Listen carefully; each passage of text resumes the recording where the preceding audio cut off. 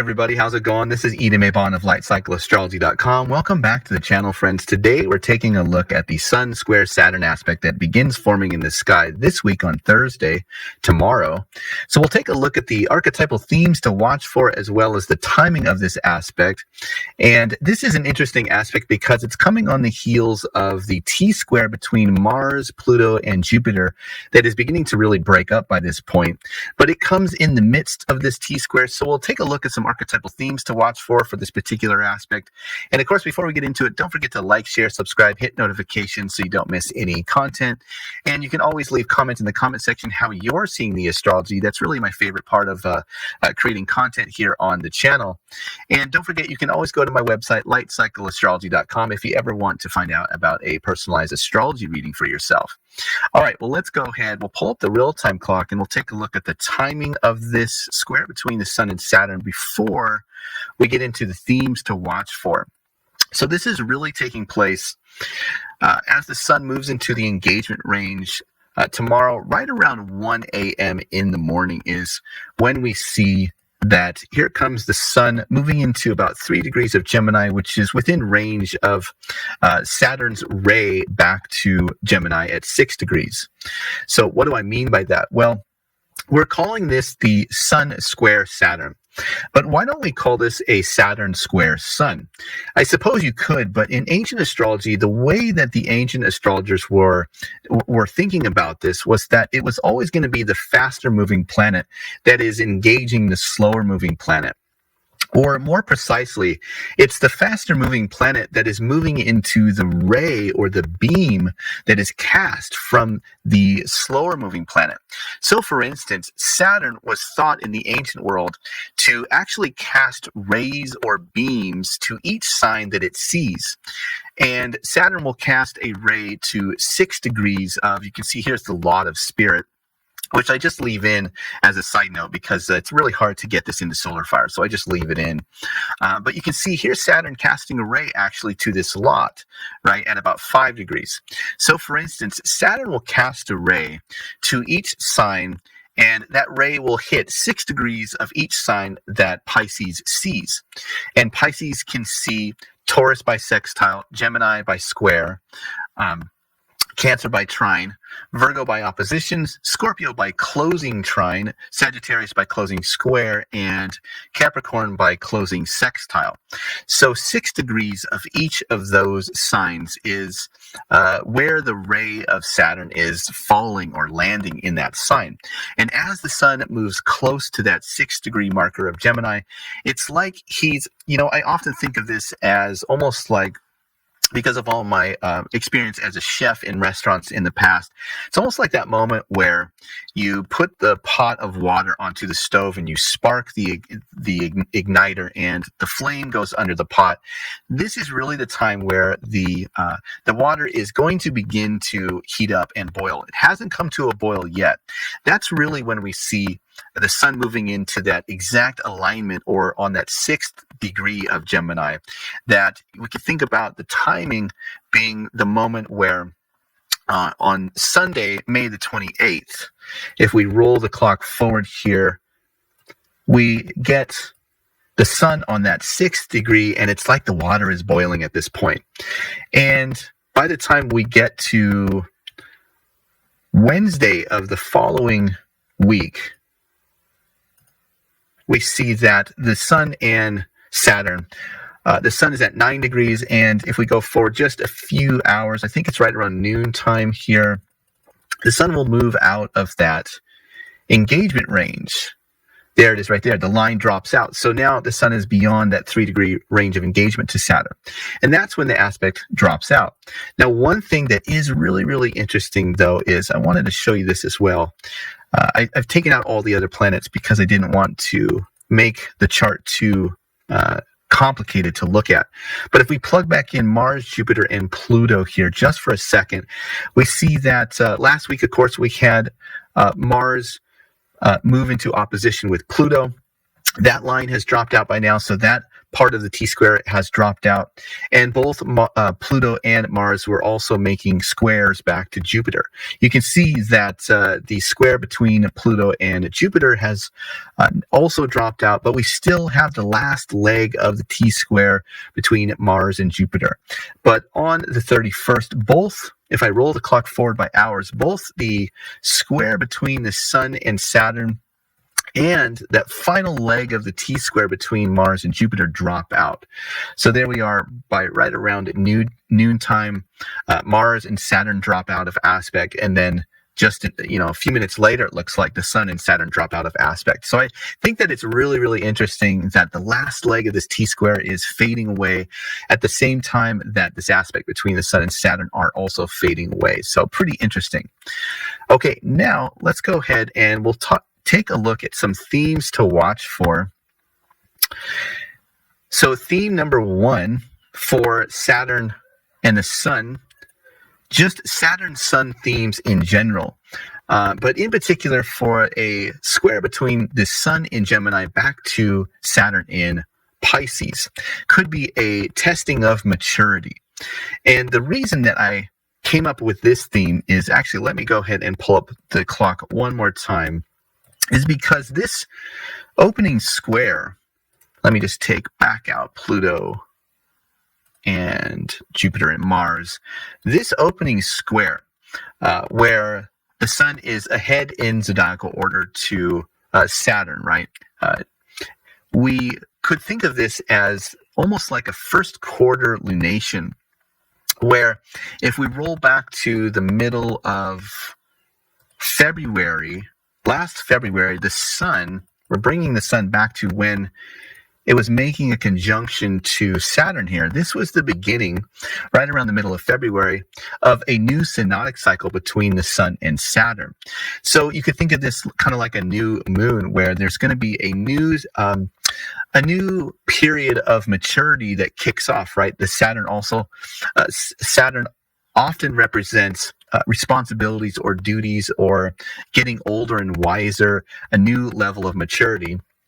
But as it is with new moons, oftentimes the new cycle that is beginning isn't quite conscious yet. It's not something that is old enough yet to really be understood, and it's like we don't fully understand what it is representing. It's so new and so fresh that we feel it on the inside. We feel that there's this natural beginning of something, but we don't. It's not gestated long enough to really get a sense of what it is about. So as we roll the clock forward from this moment, we come to the square. This is really the first part of the cycle that has matured long enough to where we are beginning now to understand what this new cycle of maturity for ourselves is all about, that began back in February. So you might go back to February and think, okay, what was I beginning? Were there any responsible things that I was engaging in? Was there something that I was taking on, or did I do something that added a level of maturity or responsibility to my life? So for instance, for me, this was right around the time where my partner gave birth to our new baby daughter. So of course, it's a whole new stage of maturity that I have to embark on whether I want to or not. So testing maturity might be a time now where we, first of all, begin to understand what the cycle is all about, what is going to be expected of us. And it's sort of like, okay, we need to, let's really sit into this new level. Let's really hold on and buckle in, because we're going to be taking on this new thing for a while now. And it's going to require us to put in some hard work, be responsible for something. So this is really where we're at. And this could be a time where, for instance, like a boss comes up to you at work and says, we gave you that new position and it came with more money, but now I need you to do more. And it's almost like taking the training wheels off. It's like the Sun conjunct Saturn was kind of learning how to ride the bicycle with the training wheels. And this is like the time where it's like, okay, we're going to take the training wheels off. And oh, by the way, we're also going to make sure that your bike is put away in the right spot and you clean it and you take care of it and fix it when it breaks. There's a little bit of that quality of like you might be shouldered or tested with responsibility from other people, or it might be that you realize now, oh, this thing that I started a while back, this is really going to require some hard work and some duty on my part. So that's theme number one, is a testing of responsibility. So if we go to theme number two here, I'm calling this one Experience is the Teacher. This one really is about a couple of things, but it's almost like a natural time where we could look back and almost meditate upon what has worked or what hasn't worked. This is a time where there's a side of us that really maybe even we're like self-critical of ourselves, or we're doubting ourselves, but it's like our point of reference is going to be something like, I'm not who I was in the past. I've learned a few things, and now this could be a time where I really am going to implement my past experience. I'm not a spring chicken anymore. I understand a few things, so I know that this won't work. I know that this will work, and it's like experience and wisdom have taught me to make this decision or go this route. But this also could be a time where externally a person in our lives could be almost critical of what we're doing or our decision making. So you could expect maybe somebody criticizing you. Now, oftentimes, almost all of us, we never want to receive criticism. But one thing that is really interesting about this particular aspect is that we have to remember Saturn is in the sign of Pisces, which is a Jupiter-ruled sign. So from my way of looking at this aspect, there are two ways that we could become criticized by people. One way is the person that really doesn't have our best intentions at heart. It's like they just want to tear us down. So they're just going to like criticize us in a way that really isn't helpful, and it's maybe even trying to tear us down. But I don't think that this is that kind of criticism. This is more the criticism by somebody that really loves us or has our best intentions at heart and wants to see us succeed. And I think about times when I have to talk to my 7-year-old, or excuse me, 8-year-old. Gosh, it's going by so fast. My 8-year-old son. And I actually recently had to do this where I had to explain to him, look, I know that you don't want me to tell you when you're doing something wrong, but unfortunately, and I don't want to do it either. I don't like to do it either, but if I don't do it, nobody else is going to do it. It's sort of my job. And I try to do it in the gentlest way possible, because my son is he really gets very emotional when I tell him that he's made a mistake or he's doing something wrong or he should do it a different way. Any kind of criticism comes with these tears. This could really be a lot like that with the Saturn in such an emotional sign like Pisces. This could really be kind of an emotional sting for being criticized. But like I tell my son, I'm only doing this not because I want to just be mean to you or tell you you're messing up for, just out of spite or anything. I do this because I love you. And if we can understand that there's a better way, then it'll be better for you in the long run. So I sort of explain, look, this is my job. I know it's emotional. I'm not trying to be mean. And eventually, I think that he gets it. And I know that I go through the same thing. If somebody criticizes me, it's instantly like, whoa, what are you telling me this for? But this could be a time where there is maybe a parent or a teacher or a mentor or a boss or somebody that we look up to that really is having our best interest at heart. And that could be represented by Saturn being in a benefic sign like Pisces, ruled by a benefic planet, Jupiter. So I guess if we can get past the sting of being criticized, there really could be some valuable experience or perspectives that we could take on board that help us towards success in the future. So that is theme number 2, is experience is the teacher. Theme number 3 is melancholy paradox. It sounds like I'm trying to be poetic with this, and I'm actually not. I'm just trying to pick words that really encapsulate or embody this essence where First, let's start with, for instance, Melancholy. We have Saturn in the sign of Pisces. So both Pisces and Gemini are said to be double-bodied signs. In the modern context, we call them mutable. But in the ancient world, the ancient astrologers said that they were double-bodied. And this really meant that they were double-seasoned. And that's because both Pisces and Gemini are signs that come before the beginning of a new season. So, for instance, at the end of Pisces, we're still in the season of winter, but winter is transforming and preparing to move towards springtime. So one thing that can often be kind of a mixture or a mixed quality or essence of Pisces is this metaphorical representation of a light that is about to overcome the darkness. And so there's kind of this, I'm still in the darkness, but I know that light is so close. And there's like this hopeful quality where a lot of times Pisces energy is dealing with kind of the hope and the almost anxious, looking forward towards something that has a lot of hope and potential, but something that is also sometimes defeated and like feeling like it's never going to come, and it's what's the use, and it's almost like you're ending up on the floor in a puddle of tears, and it's like, woe is me, it's never going to come. That's very Pisces, this kind of back and forth between, yes, it's coming, I can feel it, I want it, I'm ready, to like, oh, what's the use, it's all is lost, just, give up. That's kind of the a little bit of that quality of Pisces. Saturn being a planet that has long been associated with things like depression or suffering or tears or melancholy.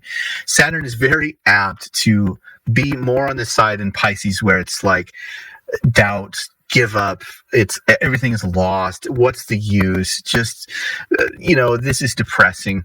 And you have the sun in a double-bodied sign that is also bouncing back and forth between that quality of spring and summer. And so summer is the time where darkness enters back in and gives us a little bit of like almost like a cynical ideal, because spring is the time of year where light rises and rises and rises and rises. So there's this kind of like, how high can we get? The sky is the limit. And the end of spring is the realization that it's like, well, all things that come up sort of are impermanent and they're going to come back down again. The sun is coming back down from the highest point in the sky, and this represents darkness entering into the light half of the year. And there's a little bit of like a cynicism to it, where it's like, it's impermanent. So the sun is really going to look to make decisions or move forward in ways that are kind of back and forth. It's like, yes, we can do this. The sky is the limit. And it's sort of like, no, I don't know if that's going to work. There's like, this person is just going to do this, and that's not going to make it not work. So maybe I should make this decision instead of that decision, or maybe I should talk to this person instead of that person. Maybe I should try this instead of that. And there's going to be this kind of almost ambivalence about the sun, about what to do, where to go, what decisions to make. And so you get this mixture of quality where there's like paradox and melancholy and ambivalence that is coming in that could sort of be described as like maybe being doubtful or unsure and bouncing back and forth. There's a lot of that quality with this particular aspect. Now, this is a fast-moving transit, so it's just about a week or so. So I would say that just hold on. It's a fast-moving transit, and it's good now to sometimes step on the brakes, though, and think about what we're doing. And I think that is probably the embodying word of this transit. If you could encapsulate the essence of this transit down to maybe one word that will bring in all of the qualities of the signs and the planets together, I think that contemplative or contemplation, this is really getting at a time where we're ambivalent and maybe we're looking back at what has worked, or we're receiving criticism, and this could cause us to pause. Now, again, this is coming on the heels of this big T-square energy between Mars and Pluto and Jupiter that is beginning to break out at this point and fade away, but still there is a lot of this energy like, we need to do something, we need to build it, it has to happen right now, and we're going to do it at all costs. There's power from Pluto, there's hope and big ideas from Jupiter, and there is the grit and tenacity and bravery from Mars. So this aspect really is coming in to almost give us a little bit of a counterweight of like, hey, don't rush into anything just yet. Let's pull back. Let's limit some action just for a moment. Let's think about our options. Let's maybe enter a space that is confusing maybe and unsure and doubtful, but that could actually be good, because one parable you might think about is that it's not always great to rush into things. So this could be a time where there's a natural tendency to want to take time to decide the choices that or the options that we have. So this could be a really good time where there's a moment that holds us back long enough where we can come to an understanding we may not have come to if we were just gung-ho and straightforward without thinking. So I like that about this particular aspect. We're often thinking that we also need to make decisions like right now, right on the spot. This aspect really pulls in the energy of like Buddhist monk kind of essence, where it's like when you're not sure what to do, if you're running into doubt, the best choice to make is to do nothing. So this could be a week or so where it's all about just contemplation and meditation and pumping the brakes just long enough to see through the clouds. So that's one way I would describe this particular aspect. Okay, guys, well, that's all I have for today. Thanks so much for watching. I hope you enjoyed this, and leave some comments in the comment section what you think about this particular aspect, or ways in which you're noticing the astrology out there, especially with this T-square breaking up. That's going to be really neat to see how people experience that. And I'll be back again on Friday with another video. So until then, take care, and I'll see you soon. Bye for now.